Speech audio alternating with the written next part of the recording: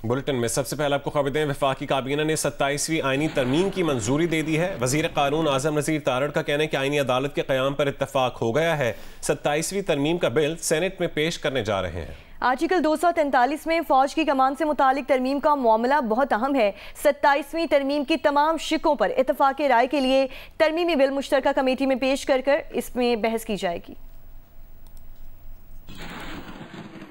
27वीं आईनी तरमीम का बिल जो है वो पेश करने जा रही है आज वफाकी हुकूमत।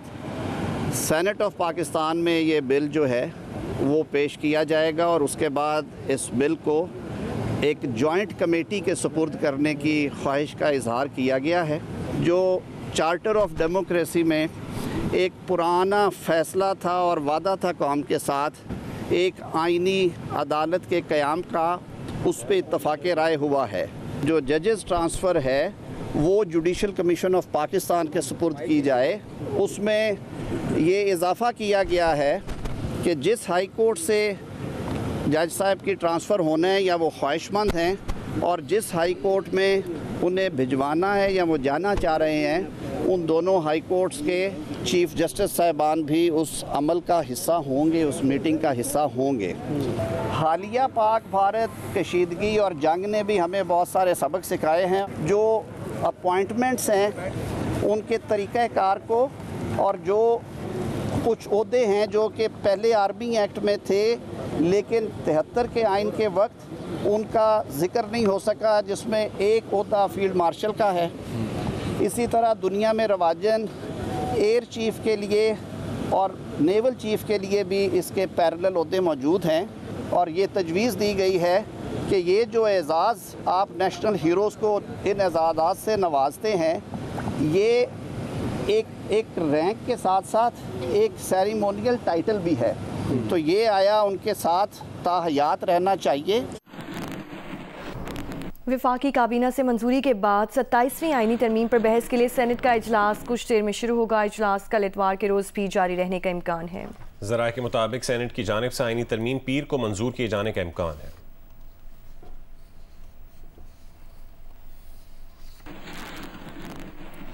आइन में तरमीम के लिए कौमी असम्बली और सेनेट से अलहदा 2/3 अरकान की हिमायत दरकार होती है। आइनी तरमीम के लिए कौमी असम्बली से 224 और सेनेट में 64 वोट दरकार होंगे। सेनेट की पार्टी पोजीशन के मुताबिक पीपल्स पार्टी 26 सेनेटर्स के साथ सबसे बड़ी जमात है। मुस्लिम लीग नून के 20, बलोचिस्तान अवामी पार्टी के 4, MQM के 3, नेशनल पार्टी का 1 और पाकिस्तान मुस्लिम लीग काफ का भी 1 सेनेटर है। 3 आज़ाद सेनेटर्स अब्दुल करीम, अब्दुल कादिर और मोहसिन नकवी हुकूमती बेंचेस पर होंगे, जबकि 3 सेनेटर्स अनवारुल्लाह काकड़, असद कासिम और फैसल वावजा भी हुकूमत को वोट देते हैं। इस सेनेट में हुकूमत को 61 अरकान की हिमायत हासिल है। अपोजिशन बेंचेस पर 30 अरकान मौजूद हैं, जबकि मुमकिना तौर पर आईनी तरमीम की मुखालिफत करेंगे।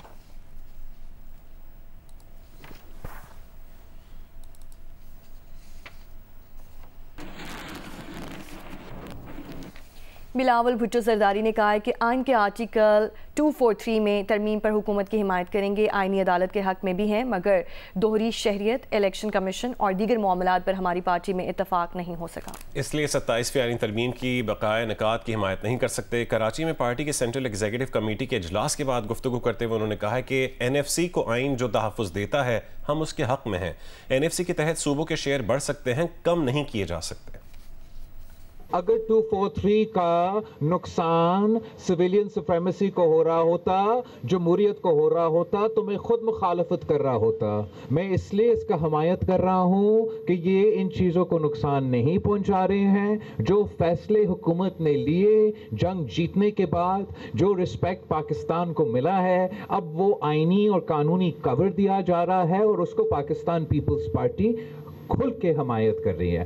कराची में पीपल्स पार्टी की सेंट्रल एग्जीक्यूटिव कमेटी के इजलास के बाद बिलावल भुट्टो ने बताया कि जजेस के ट्रांसफर्स पर पीपल्स पार्टी ने अपनी तजावीज तैयार की हैं, मगर दोहरी शहरियत और इलेक्शन कमीशन के मामलात पर पार्टी के अंदर इत्तफाक नहीं हो सका। ड्यूअल नेशनैलिटी का सवाल है, इलेक्शन कमीशन का प्रपोजल है और मुख्तलिफ दूसरे एग्जीक्यूटिव मैजिस्ट्री का जो प्रपोजल है उस पे पाकिस्तान पीपल्स पार्टी का आपस में इत्तेफाक राय पैदा नहीं कर सके, तो मैं उस पोजीशन में नहीं हूं कि मैं पाकिस्तान पीपल्स पार्टी का वोट या हमायत उन बाकी आईनी तरमीम के जो तजवीज़ है वो इस वक्त में उस पोजीशन में नहीं हूं। चेयरमैन पीपल्स पार्टी का कहना था कि NFC अवार्ड में तरमीम की तजवीज़ पर तहफ़्फ़ुज़ात है। चार्टर ऑफ डेमोक्रेसी के मजीद निकात भी पूरे होने चाहिए। उन्होंने बताया कि वफाकी हुकूमत ने हमसे बल्दियाती निज़ाम के हवाले से किसी तब्दीली का मुतालबा नहीं किया। सिंध का बल्दियाती निज़ाम इंतजामी और माली तौर पर सबसे ज्यादा खुद मुख्तार है। कैमरामैन शाहिद इस्माइल और अदनान अली के साथ कामरान रजी, जियो न्यूज़, कराची। वज़ीर दिफा ख्वाजा आसिफ ने कहा है कि इस्तांबुल में अफगान तालिबान के साथ जारी मुज़ाकरात ख़त्म हो गए हैं। जियो न्यूज़ के प्रोग्राम आज शाहज़ेब खानज़ादे के साथ में गुफ्तगू करते हुए उन्होंने कहा कि अफगान तालिबान से मुज़ाकरात के अगले दौर का अब कोई प्रोग्राम नहीं। अफगान सरजमीन से पाकिस्तान पर हमला हुआ तो पाकिस्तान रद्द-ए-अमल देगा। उन्होंने कहा कि इस वक्त पाक अफगान मुज़ाकरात में मुकम्मल डेडलॉक है। सालिस ममालिक तुर्की और कतर ने भी हाथ उठा लिए। इनको ज़रा भी उम्मीद होती तो वो कहते कि आप ठहर जाएं और हम ठहर जाते। पाकिस्तानी वफ्द का खाली हाथ वापस आना इस बात की दलील है कि सालिसों को भी अब अफगानिस्तान से कोई उम्मीद नहीं। ख्वाजा आसिफ ने मज़ीद कहा कि दोनों सालिस ममालिक पाकिस्तान के मौक़िफ़ की हिमायत करते हैं। मुज़ाकरात में अफगान वफ्द पाकिस्तान के मौक़िफ़ से मुत्तफ़िक था मगर लिखने पर राज़ी ना था। अफगान वफ्द कह रहा था कि उनकी बात का ज़बानी एतबार किया जाए जिसकी कोई गुंजाइश नहीं।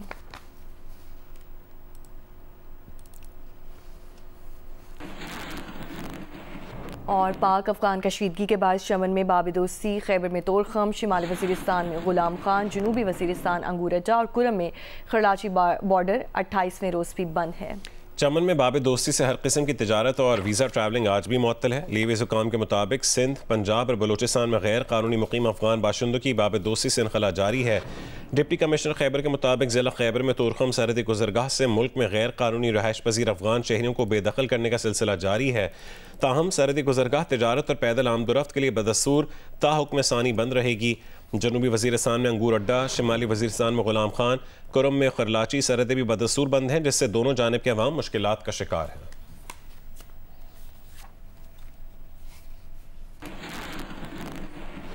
तुर्की ने नेतन्याहू के वारंट गिरफ्तारी जारी कर दिए हैं। तुर्की के प्रोसिक्यूटर ऑफिस के मुताबिक इसराइली वज़ीर आज़म नेतन्याहू और दीगर 36 सीनियर इसराइली हुक्काम के खिलाफ फ़लस्तीन में नस्लकुशी के इल्ज़ाम में वारंट गिरफ्तारी जारी किए गए। इन अफराद में इसराइली वज़ीर दिफा इसराइल, इसराइली कौमी सलामती के वज़ीर और इसराइली आर्मी चीफ शामिल हैं। तुर्की ने इसराइली हुक्काम पर गज़ा में मुनज़्ज़म तरीके से नस्लकुशी और इंसानियत के खिलाफ जराइम का इल्ज़ाम लगाया है।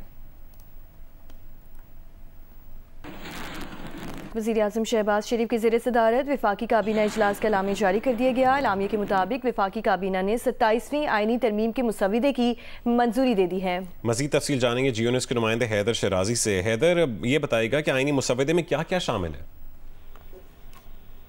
जी, वज़ीर आज़म पाकिस्तान शहबाज शरीफ की ज़ेर सदारत वफाकी काबीना का इजलास हुआ और वज़ीर आज़म ने काबीना इजलास की सदारत वीडियो लिंक के जरिए बाकू से की है और वफाकी काबीना ने 27वीं आईनी तरमीम के मसवदे की मंजूरी दी और इसका खैर मकदम किया। वज़ीर आज़म का ने इजलास में काबीना अरकान का और इत्तेहादी जमातों का भी शुक्रिया अदा किया।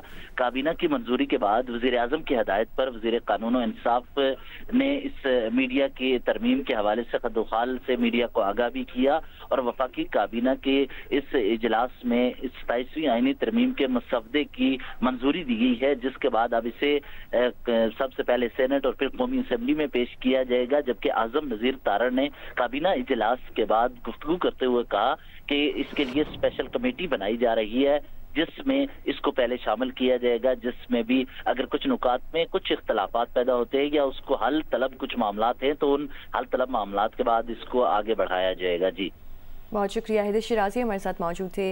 वज़ीर आज़म शहबाज शरीफ की ज़ेर सदारत वफाकी काबीना के इजलास का एलामिया जारी कर दिया गया है और इस एलामिया के मुताबिक वफाकी काबीना ने 27वीं आईनी तरमीम के मुसविदे की मंजूरी दे दी है।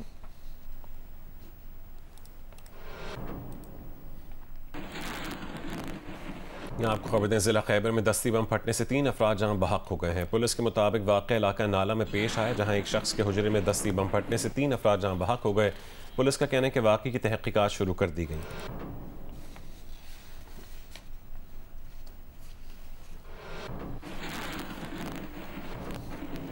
और गोट की रोंती के कच्चे के इलाकों में जारी ऑपरेशन में मारे जाने वाले 12 डाकुओं में से 8 डाकुओं की लाशों की शनाख्त हो गई है। डाकू सिंध और पंजाब के संगीन जराइम में इंतहाई मतलूब पाए गए हैं। ऑपरेशन में 12 डाकू को हलाक जबकि एक पुलिस एहलकार शहीद हो गया।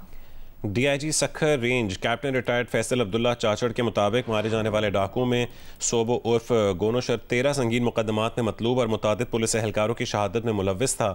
अकबर उर्फ अकबरी शर 17 मुकदमात में मतलूब और 2 पुलिस एहलकारों की शहादत के केस में मुलव्विस था, जबकि शाहनवाज उर्फ शाहू कोश के सर की कीमत 50 लाख रुपए मुकर्रर थी। 12 पुलिस एहलकारों की शहादत समेत 20 मुकदमात में मतलूब था। जागिन उर्फ वैदो कोश 5 पुलिस अफसरान और एहलकारों की शहादत में मुलव्विस था, जबकि गुलाम उर्फ जानिब शर 21 मुकदमात में मतलूब और मुतादिद एहलकारों की शहादत के केसेस में शामिल था। नज़ीर शर 8 मुकदमात में मतलूब और गशू उर्फ ग्लेशियर 3 संगीन मुकदमात में मतलूब था।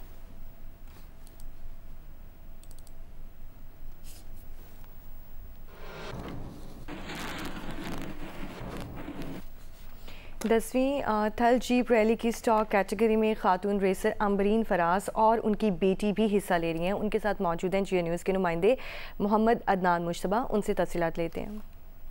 स्टॉक कैटेगरी के मुकाबले जारी हैं। इस वक्त सूरत हाल ये है कि स्टॉक कैटेगरी में सिर्फ एक खातून ड्राइवर हैं जो अमरीन फराज हैं। अमरीन फराज के साथ उनकी बेटी हैं उमैमा, ये भी नेविगेटर के तौर पे उनके साथ मौजूद होंगी। मैं अमरीन से पता करूंगा कि अमरीन आप कैसा देखती हैं कि आज की रेस को आप कैसे देखेंगी? ये हमारे लिए एक बैटल है और हम इसको बैटल की तरह लेते हैं और बहुत पुरअज़्म है कि इंशाअल्लाह ताला जीत के आएंगे और अच्छे से टाइम लेंगे इसका। मेरा नेविगेशन का तजुर्बा 5वीं दफ़ा होगा यहाँ पर।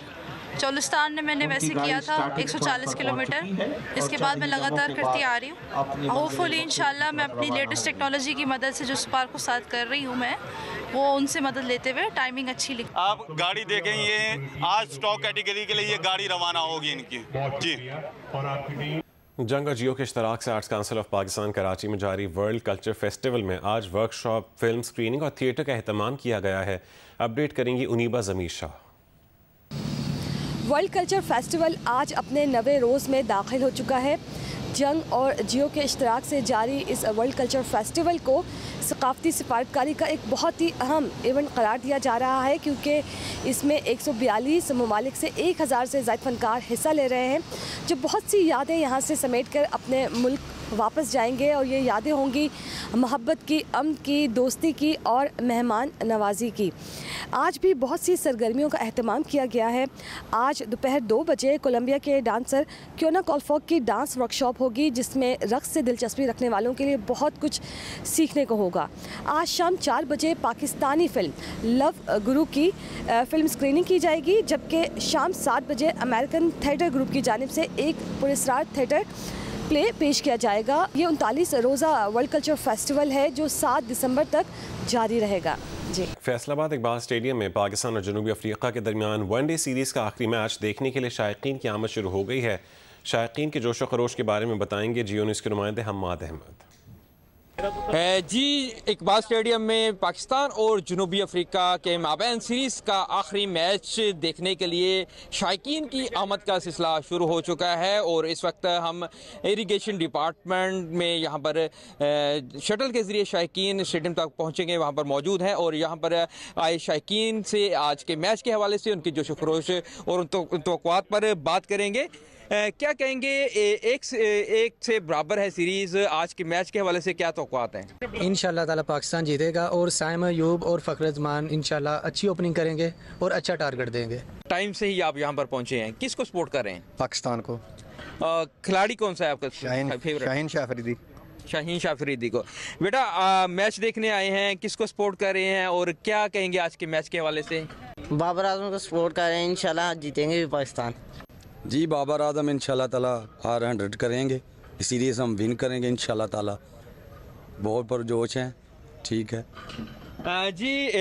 यहाँ पर शायकीन जो है वो आज के मैच के हवाले से खासे पुरजोश हैं और तवक्कुआत यही हैं कि पाकिस्तान आज का मैच जीत कर ये सीरीज़ विन करेगा और बाबर आजम की आज अच्छी बैटिंग के हवाले से भी तवक्कुआत की जा रही हैं। जी, यहाँ को खबर दें, हुकूमत ने आइन में 27वीं आइनी तरमीम का मुसवदा तैयार कर लिया है। मुसवदे के मुताबिक 27वीं तरमीम के तहत वफाकी आइनी अदालत के क़याम की तजवीज़ दी गई है। वफाकी आइनी अदालत आइन की तशरीह और आइनी तनाज़ात के फैसले करेगी। हैदर शिराजी हमारे साथ मौजूद है, नुमाइंदा जियो न्यूज़। हैदर शिराजी, बताइए क्या कुछ है इस मुसवदे में? जी, 27वीं आइनी तरमीम का मसवदा जियो न्यूज़ को हासिल हुआ है और 27वीं आइनी तरमीम के मसवदे के मुताबिक वफाकी आइनी अदालत के क़याम की तजवीज़ दी गई है और वफाकी आइनी अदालत आइन की तशरीह और आइनी तनाज़ात का फैसला करेगी और सुप्रीम कोर्ट से आइनी इख्तियारात के हवाले से ये जो मामला हैं ये वापस लेकर वफाकी आइनी अदालत को दिए जा रहे हैं। आइन के आर्टिकल 184 को ख़त्म किया जा रहा है और अज खुद नोटिस का इख्तियार जो सुप्रीम कोर्ट का था उसके हवाले से भी इसमें तजवीज़ दी गई है। आइनी मुकदमात अब सुप्रीम कोर्ट के बजाय वफाकी आइनी अदालत में होंगे और इसके अलावा दीगर मामलात में ये भी शामिल किया गया है कि चीफ जस्टिस ऑफ पाकिस्तान के ओहदे की हैसियत जो होगी वो महदूद होगी, लेकिन सुप्रीम कोर्ट और आइनी अदालत के दरमियान इख्तियारात की तकसीम की तजवीज़ भी शामिल की गई है। फौजी ढांचे में भी बड़ी तब्दीली की गई है।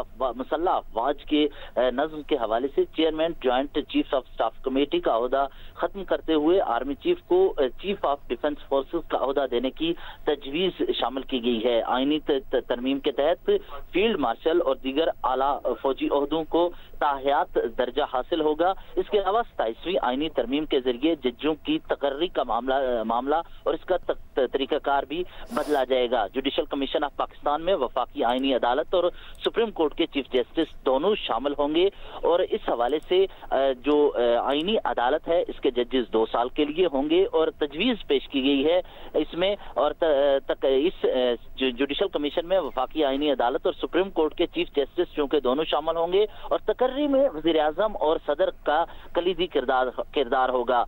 पार्लियामेंट को आइनी अदालत के जजों की तादाद तय करने का भी इख्तियार मिलेगा और पार्लियामान ही ये तय करेगी कि जजों की क्या तादाद होगी। इस हवाले से आइन के आर्टिकल 42, इसके अलावा 175, 63A और 191 में तरमीम की तजवीज़ है और 27वीं आइनी तरमीम में सुप्रीम कोर्ट के इख्तियारात में कमी हुई है। इस हवाले से ये अब तजवीज़ के बाद मसवदा जो है वज़ीर आज़म पाकिस्तान ने काबीना का इजलास बुलाया, उसके बाद पास किया और अब सेनेट में पेश किया जाएगा। जी, आइनी मुकदमात अब सुप्रीम कोर्ट नहीं बल्कि वफाकी आइनी अदालत सुनेगी। ये 27वीं आइनी तरमीम के मुसवदे में बात सामने आई है। बहुत शुक्रिया हैदर शिराजी अपडेट करने के लिए।